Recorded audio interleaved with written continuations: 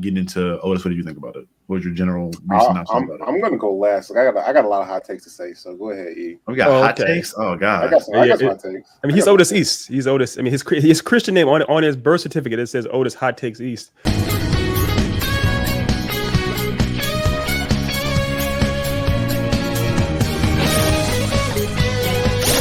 All right. Okay. It's a step forward. Hello. This is the Then Not Podcast, best podcast in the world. Right now, we're doing our review for the show, Arcane. See, this is the second time we're doing this. Y'all thought, because I did the first time, we'll do the second time. Of course we do it the second time. You gotta give a shit. No, I love the show. Please continue. I wondered if we were gonna do it a second time. Today we're just gonna go give our thoughts on it. Obviously, the first take we tried to do with this, Otis asked us out the gate what our ratings was for it. I rated it a 10 out of 10. Otis, what was yours? 10 out of 10. And then we already know what it is from Mr. Ethan. 12 and a half. 12 and a half. Yeah, I forgot about that. So just to give a general synopsis before we get into our each individual points we're going to get into we're going to give a general synopsis for each of us and what we enjoyed. For me, there were 3 things I really loved about this. You guys know, first and foremost, music in any kind of movie, show, cartoon. Music for me is a big trend, like mood setter, atmosphere setter. It was amazing. Had one of my favorite rappers, JID, the East Atlanta Playboy, on the opening for it, even though it got cut out. He wasn't on the opening. It hurt. He's not on the opening. He's on the song though, so that's automatic. He's credit for it. The music video hasn't. The music video hasn't all up in there. He's dancing and stuff, but yeah. Right, he's in opening credits too. But just to say the least, the characters are really well written. They're all interesting. They all have great development. They interact with each other very well. It's dope. And then lastly, like not just the atmosphere, but the setting of the world they would put you in. The world building was really dope. I really felt like that city became alive. Piltover it felt great. Like they world built the fuck out of that world. I loved it to an enormous extent. Yeah, you said everything great. I agree with everything you just said. What I want to iterate real quick is that I think this is the single best piece of entertainment since, like Spider-Man Into the Spider-Verse. And it's beautifully ironic because it is animated. It's animated they use some of the similar techniques. They use very different ones as well. But it has a lot of the same ethos with the character building and everything else as well. It has Haley Stanfield in there, which is amazing. Another thing I like about this too is how this show is, you got to understand, it is based off of a video game. And the characters are all from a video game. This is also a prequel. Those 2 things right there oftentimes are kisses of death. Prequels and video game adaptations. And somehow this came out overwhelmingly on top. And it has primarily female leads. And we'll get into it more. They're female leads of, you can easily say, make an argument that their sexual preference is unconventional. So all these things, and it's still a phenomenal show that is, everyone's just going crazy for. So it's just like anytime someone tries to say to you, "Oh, we can't do this," or "That won't work," grab them by the throat and say, "Here's Arcane. You can do it if you know what you're doing." Exactly. Right. Otis, before you go, real quick. Ain't nobody coming to see you, Otis. Just to make sure you remember, but continue. Go ahead. That was a weak moment for you. Like, you gotta set that up better. Like make it. Ain't no setups. Ain't no setups. Like, ain't no setups around here. If you're going to put a GIF, like make it a good use of the GIF. Like don't just nobody can. That was whack as fuck. Like put that in this time where I say something out of line and then put that. Like, come on, bro, do better. Be right better. Before he talks, strive forward. Strive forward. Right. Ain't nobody coming to see you, Otis.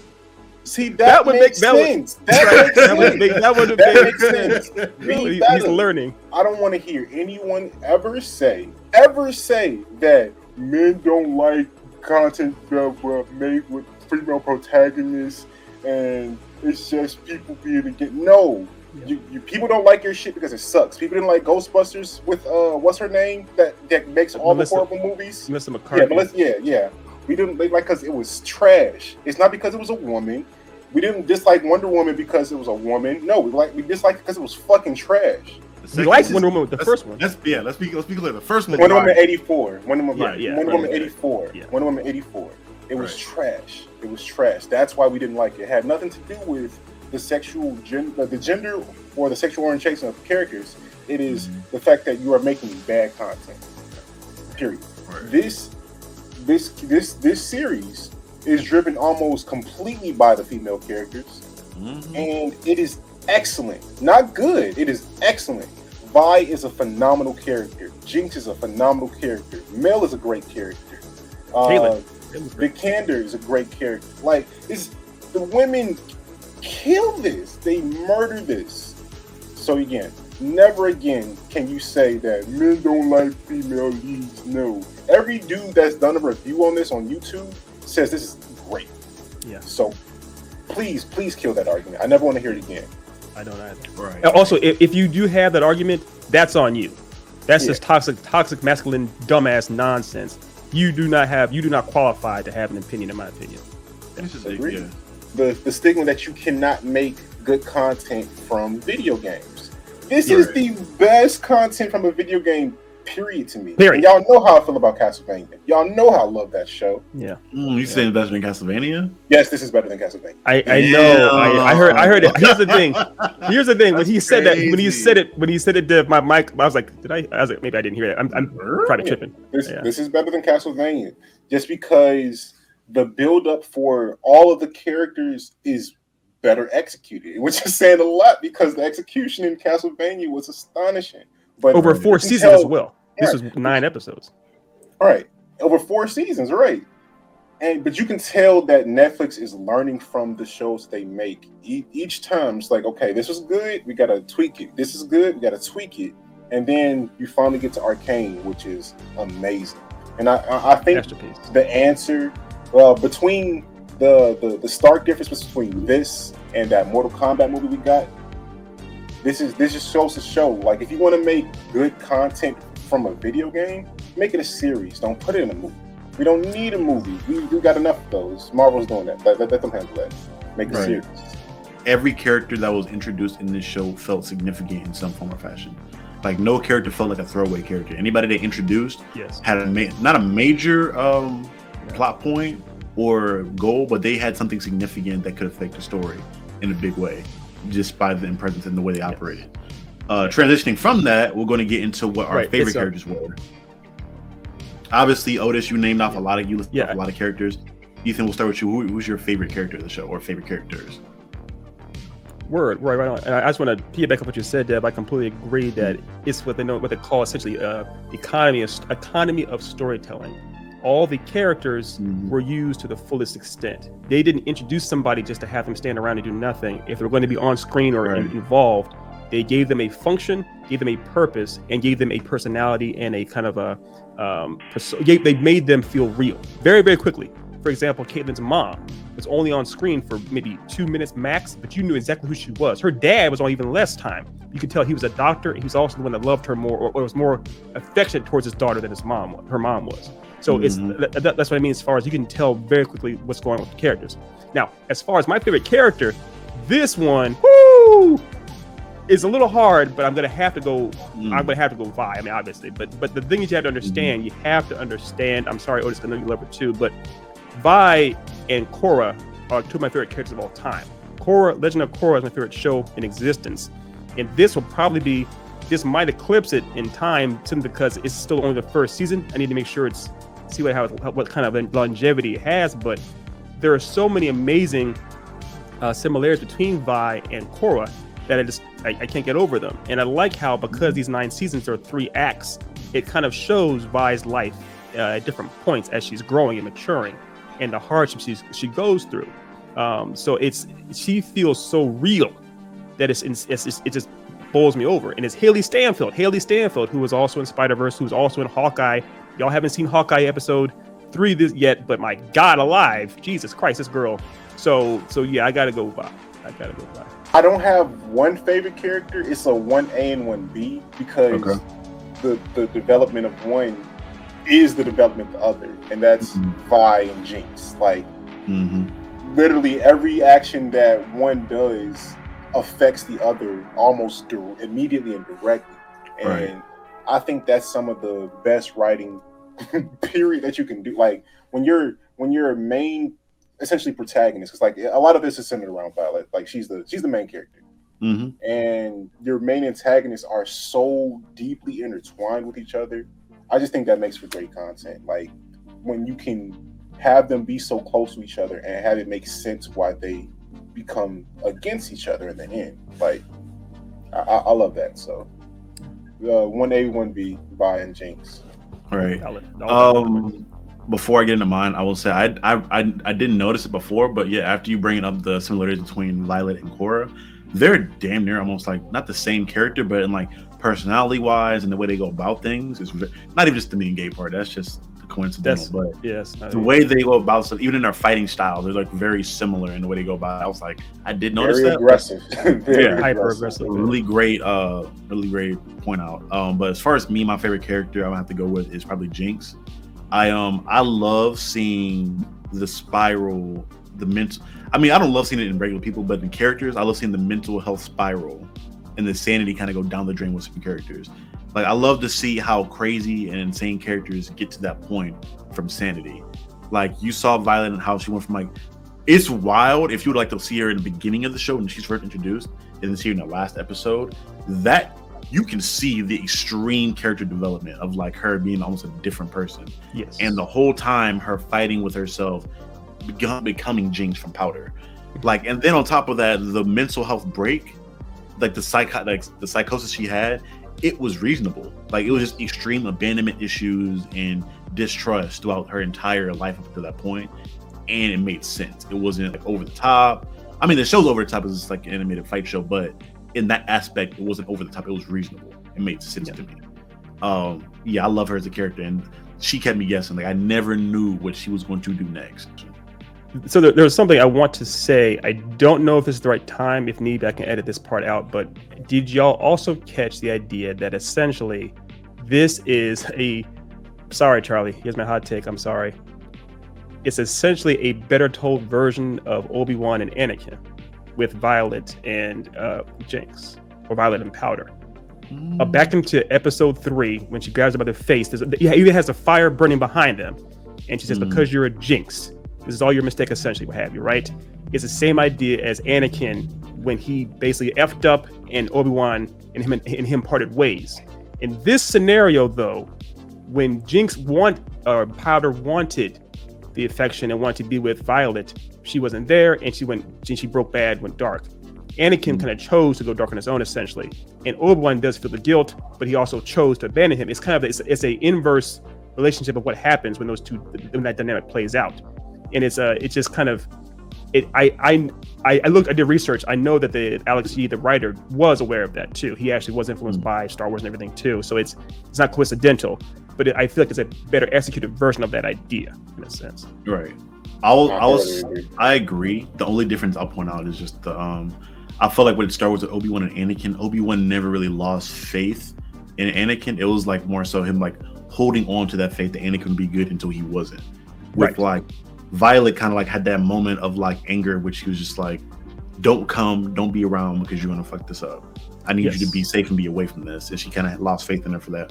No, yes, I agree. Yeah, they're not exactly. I agree. Yeah, it's different because it's kind of like Obi-Wan did choose to walk away from Anakin. He gave up on him. Right. Violet, it was 1 second where she needed a moment, because literally she just lost her father and her surrogate brothers, and she's like, I need a moment to try and get everything together. Let me step away from you for a second. Right. And in that second, everything went to hell. She lost it. So and then you're the reason that they're dead too. Like you're the reason that they're dead. It's a lot to take in. It was a moment of hurt, like, and that happens with real people. Like it's viable. It is an actual true motivation that is understandable and makes sense and translate well onto the animation. Like yes, the motivations and characters. Like, is it authentic? Is it real? Does it make sense? They made sure that every character, they had the personality, and they put them in events where their personality can shine, and you can really see them do the things that you would essentially expect them to do. It's like, oh yeah, that makes sense that you did that. I get why you did that, considering this, and this happened. Yes. You have no other choice but to do that if you're you. You know what I'm saying? Yes. Like, yeah. Yes. I completely agree, and it's a lot of it's perfect execution of show don't tell. It's also revealing a character through action, like you're saying, Otis. These are all like fundamentals of writing. What's funny about it is like we're blown away by this, but these are fundamentals. It's just that we've gotten so used to of shows and movies not doing it right that it's a breath of fresh air when someone does. To keep things moving along, get into our second point of discussion on your favorite moment of the show. Tea party. You know what? That scene, you know what I immediately thought about when I saw that was the scene at the end of Texas Chainsaw. No. That's probably copied. This is probably coming from that too. The ending of the first Texas Chainsaw Massacre. That's what I thought about. That's what I thought. I thought right? Texas Chainsaw Massacre. You've seen that copy so many times, and I saw that I was like, oh, they're doing that. I'm like, okay, that's dope. That's it. But yeah, continue. My bad. Go ahead. Can you elaborate a little bit further on what you liked about it, Otis? It was so well done because it was a collision of so many storylines going. Like you got Silco after hearing that, like, oh, you gotta turn in Jinx, like, if you want this deal to go through, you gotta hear Jinx. Jinx captures him, he's at the tea party. Vi had gone through so many beatings to get to that point. Yeah, I'm gonna snatch you up here at this tea party. Caitlyn thought she was good. It's just like, yeah, I'm back home. You know what I'm saying? I'm washing up, like it's whatever. She's at this tea party. Like it was the ultimate payoff without having it be a fight scene. And I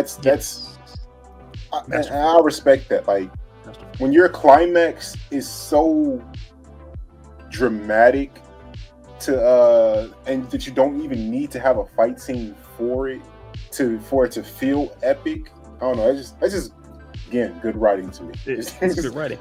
Yeah, right. And I don't mean to cut you off, Brody, but it's just like you're 100% right, and the suspense is all there. It's fantastically dramatic, but also the ultimate payoff for that is all these things do still coincide with what's happening on top side as well. Yes, exactly. So because it shoots the rocket, and it's right. Oh, like the storytelling in this show is it's kind of reminiscent to like that Game of Thrones style where you got these things happening there, these things happening there, these things happening there, and they found a way to make a moment that converges all of those things into one, and it was just beautifully done. It was beautiful. It was done. The dialogue was so well done. Like usually, I'm kind of annoyed by the politics of a world because I usually feel like it's kind of not interesting. But in the way they went about this and the politics of like working with the people of like the undercity and things like that with the council, and even within the council itself, I'm like, this was interesting to watch. Yes. Like it was like you like reminiscent of Game of Thrones and how the dialogue was engaging and not just like a throwaway thing you can forget about. So I have a 1A and 1B. If Otis can do it, I'm not as pretty as Otis, but I can try to be. So I'll do it as well. My 1A, what I will say is Vi. Now, what I mean by that is her introduction in episode 4 at the beginning of at the end, the very end of very beginning of Act. It's the last episode. Mm-hmm. It's the first episode of Act 2, the end of episode 4. There. There's a part where Caitlyn goes down there because it's reminiscent of Otis's one of Otis's favorite movies, Silence of the Lambs, where she's going into the deep red doldrums of this prison to find this prisoner, essentially to have as a consult. And it's as opposed to Hannibal Lecter, it's Violet, but the way they build her up more and more, and we know it's going to be her. We know it has to be her, and they slowly reveal her this massive hulking brute boxing against a wall. We haven't seen Violet probably 7 or 6 years. Bruh, yeah. We have to do a whole episode without her. It's like, and then she goes, Kevin gets right in front of her. It's like, who is this one here? And all she does is turn over her shoulder and says, "Who the hell are you?" It's like fantastic. Like that's fine. That's all you need right there. I was like, I applauded in my room by myself, 1 a.m. So I had to bring that up. And then 1B, very different moment, but it's the moment where Victor. I can't remember the episode specifically, but Victor, who we've seen struggle so much his entire life with his handicap, takes his first actual step with his purple foot, and he starts running. And he's able to actually sprint for the first time ever in his life. And while he's running, he's sweating and crying tears of joy. That hits me on a very personal level. You all know I have a disability, so I can feel for him entirely. So that one hit me. I know these aren't necessarily the biggest moments in the series. There are a lot of great moments, but those ones really hit me really, really hard. Right. If we all had the same moment, I mean, this segment would be really short. Right, fair. I thought I was gonna be the only one to pick a Victor moment for my favorite moment. My moment was right after the death of his what was the lady lab assistant? Sky. I can't remember. Sky. Man. After she died, man. that sadness he felt in the realization that like he couldn't have everything he wanted. He had to let this go for the greater good. Like he was gonna have to give away his life at that point. He was dying. Like he knew he was gonna die, and he knew this thing could save him. But he knew for the benefit of like mankind, he had to sacrifice this and him walking right.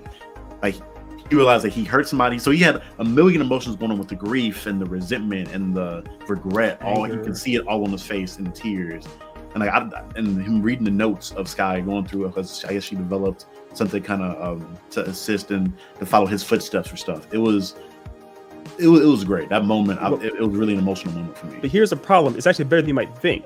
I'm not sure if you guys have caught this, but you remember the part where it shows a flashback showing Victor when he's a kid playing with a little tugboat. You know, the girl that was there, that was Sky. Yeah, I figured that was her. Because I missed it the first time I watched. I watched it like 3 times, but the first time I missed that. But then you hear someone else say, "Hey, Sky," in the background.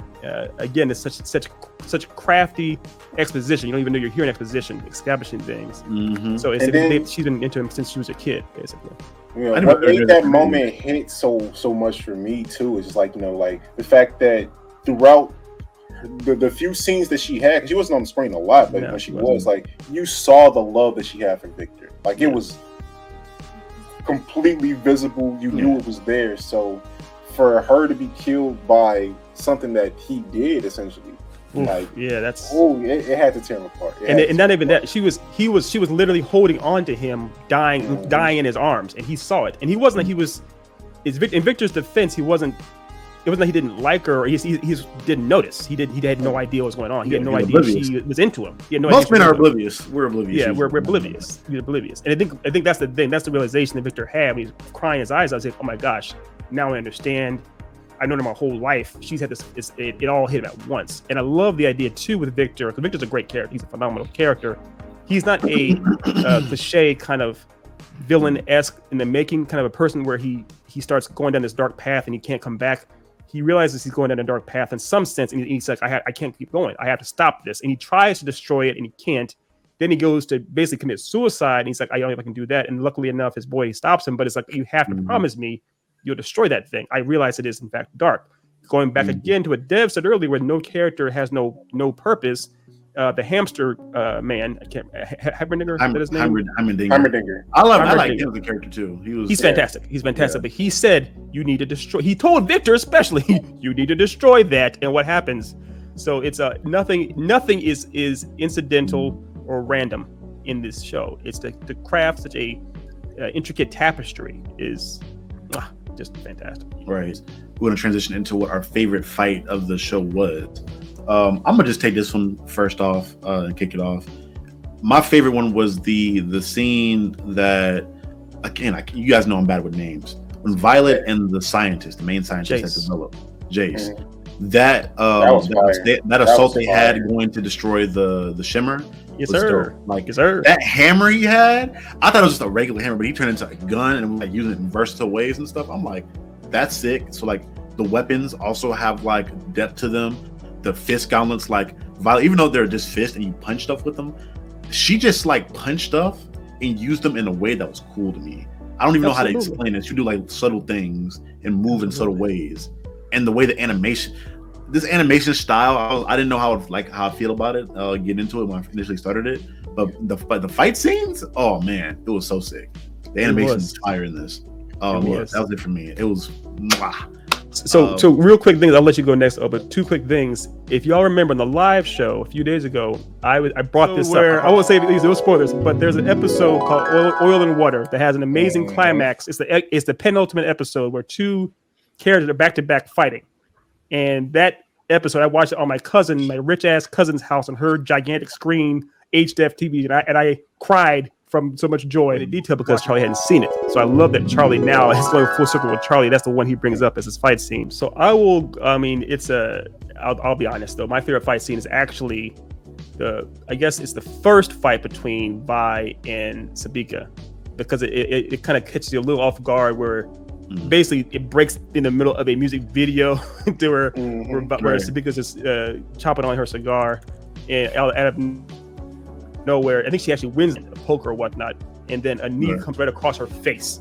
And Can we talk about that? This is Violet just be sucker punching people out of nowhere. Like, she has no Deboing people right now through a whole series. Site. She is the definition of on site. On You might not see me here, but I saw you. There's got to be at least 5 memes that say she's on site. I've seen memes of Sabika being a punching bag, but I haven't seen memes of I need a Friday meme of her or Violet being Debo and her being Dude.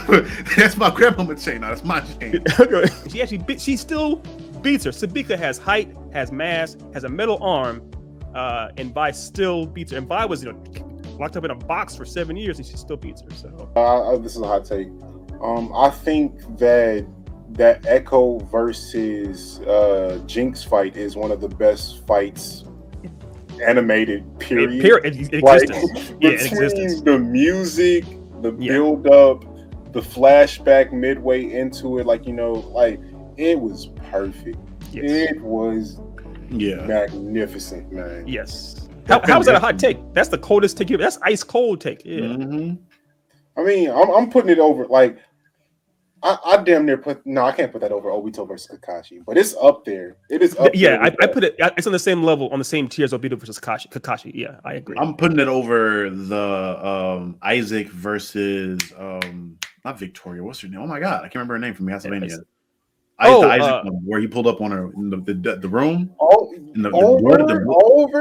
Bro, I don't know, bro. It's even with me. It's that level. It is that level. It is that level to me. Absolutely. Yeah, it's in that same tier. We have to do a we have to do a whole episode breaking down all some fight scenes, essentially comparing them. But these are all in the same tier. All in the same tier. I agree.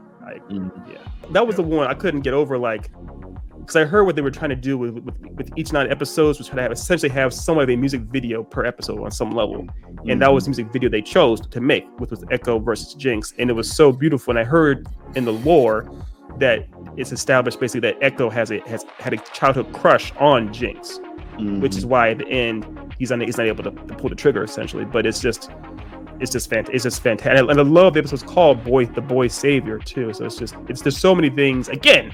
That batter is so rich. The way that they pick the names for the episode is perfect. Yeah. It is the perfect 1, 2, 3 word synopsis of that episode. Yeah.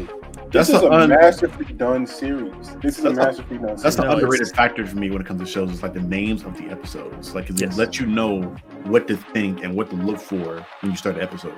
Give a quick shout out, runner-up prize to our boy Vander, who was able to pull out the gauntlets for 7 years later, whenever. However much time passes at the end of episode 3 to go toe to toe against a souped up, roided out monster with his makeshift gauntlets. There, it was cool to see Vander throw down again. He was giving out hands. We didn't talk a whole lot about the first 3 episodes of this, but man, those are all so great. This is just great. All right, before we make this video 5 hours long, let's get into the last portion of it. What do you guys expect to see for the second season? I can't wait to see what happens with Echo and Heimerdinger. I want to see, because I feel like they're going to be essentially a third faction. You got the people up top in I can't remember the name of the city. Piltover, and then you have Piltover and what's the city below Vaz? They call it Zaun. Zaun, I'm sorry, I said Vaz. Zaun, they're obviously going to war next season. Clearly, war. Clearly, that's war. But I want to see what Heimerdinger and Echo kind of whip up behind the scenes. I think I can't remember his character, but the guy that was teaching Victor when he was younger, I know he's got something big. Yeah, I forgot his name. He's in the games too, so that character's in the game as well as Victor. He's got something big cooking. So yeah. So I feel like he was gonna be like the White Walker, like the equivalent for Game of Thrones, where you got the two sides. Oh yeah, we got to kill each other. It's like, oh no. Over here, there's a third side. Y'all don't forgot. Option C. Yeah. Yeah, there is one thing I noticed. That doesn't know too much about the lore or anything else, but there is one shot that I caught later on. I saw that when I did some research on the notes. You see a body hanging in that scientist's lab, which looks very similar to Vander. They won't confirm online from the official site or whatnot it is Vander, but it definitely could be. And the theory is that scientist is going to do experiments to make Vander a character in the game, essentially. So, I saw that in reviews. Like they said, the claws, right. But they're some Wolverine type shit. Kind of more wolf than Wolverine. Yeah. What are you expecting from the second season, Ethan? I mean, I'll be honest, man. What I want, I'm just gonna say it. I'm sorry. I do want Vi and Caitlyn to get together, man. I mean, I ship them. Everyone ships them. I mean, there was some of the cutest shit I've seen. Man.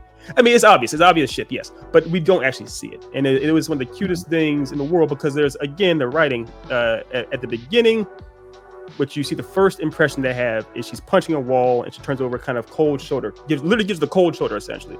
Then later on, when she's wounded and they're down in her childhood home, which is dilapidated as hell, Caitlyn tries to reach out and help Vi. And Vi kind of backhands, kind of blocks the advance from her hand.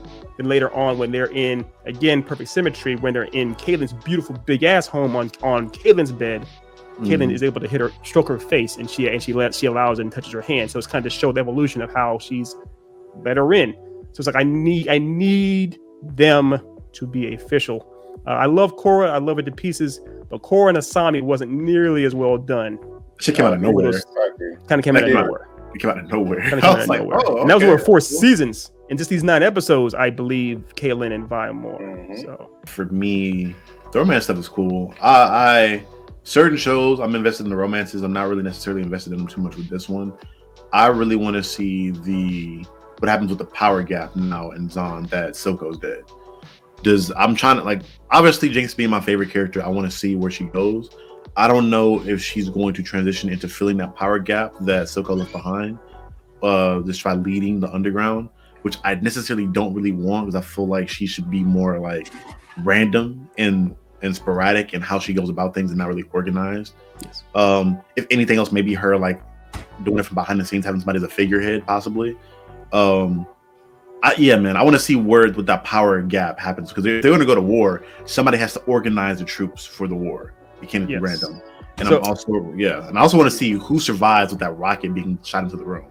Right. So 2 It's things. only going to be Jason Mel that survived. That's my guess. Jason. So I think I was going to say that it seemed like I don't know enough about the game to really get into it. From what I've seen, there's a character that looks like Mal in it, but in the game. But it seems like from the shot, like Mal's back is like glows a little bit, like almost like she does have some kind of power. Yeah, there's something that she has been able to do to shield herself, maybe shield Chase. So, and also I love that. I actually do believe, and I like the dynamic between Chase and Mal because it seemed like Mal. This show does subversions well. You believe Mal is going to be the kind of the woman whispering in the darkness in his ear, but no, she actually is a supportive person that actually does help him grow, and they actually have a real good relationship. And I love the intro of her mom too. So I believe that'll become a play a factor is the war that her mom is bringing to their coast essentially. So it'll be a lot of fun with that.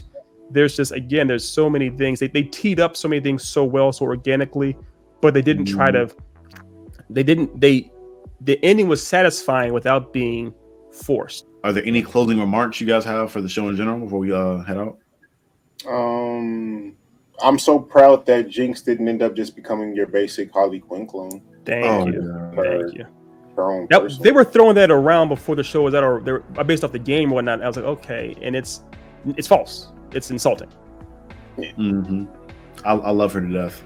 I love crazy characters that do crazy things not really with a purpose, because I don't really need you to be doing anything like organized because you're crazy, but it makes sense. Like you're not just being crazy for the sake of being crazy, but you have a reason and trauma for motivations. For reasons. Yeah, that's what I've been saying the same word. The M word. The M word's a big word. I just love that quality writing still matters. people are praising this show to pieces because of the writing. Yes, that we love the artwork and we love the fight scenes, the music, all this stuff is great. But I just love the fact that the writing is what we're all championing, and I love the idea that mental illness is brought up in this show and it's treated properly. That a potentially gay couple is brought up and it's treated properly. Abandonment issues brought up. It's all these things. Like I said, politics. They're all treated properly. It's a fun little note. You guys will get this in episode 3. There's a part where Haley Stanfield is talking to someone about Imagine Dragons. And she's talking about it kind of negatively, but it's just funny because she was literally in a show that's on air right now where the show opens to a song by Imagine Dragons. So it's kind of a weird meta thing that I appreciated. Right. Yeah. And right now, man, she's looking like she approaching GOAT status. Haley Steinfeld. Bro, she hitting on she's all cylinders right now. Yeah, she's in GOAT stride. Yeah, she's in GOAT stride. Her and Jonathan Majors on their shit right now. They in everything. They're both in GOAT I just stride. need Jonathan Majors to look like he knows how to shoot a gun next time he decides to be in a movie where he has to shoot guns. Just learn how to do it. It takes a hot. Nah, it has nothing to do with. Learn how to shoot a fucking gun because that shit looks stupid. Fix it. You got to do it. All right, that's all tell me. Yeah. Well, guys, that's it. It's our review on it. I think a consensus, or if we all had a general statement, our consensus would be, I love it. And that's how you use the GIFs. He figured out how to use the GIFs. There you go. I've been using them like that before. They be hating on me. Go back and watch the old episodes. Y'all see it. Yeah, that has been another episode of the Then and Out podcast, and we'll see you guys next time. Charlie being Charlie. Spoiler alert, not a 10 out of 10 for Hard Day Fall.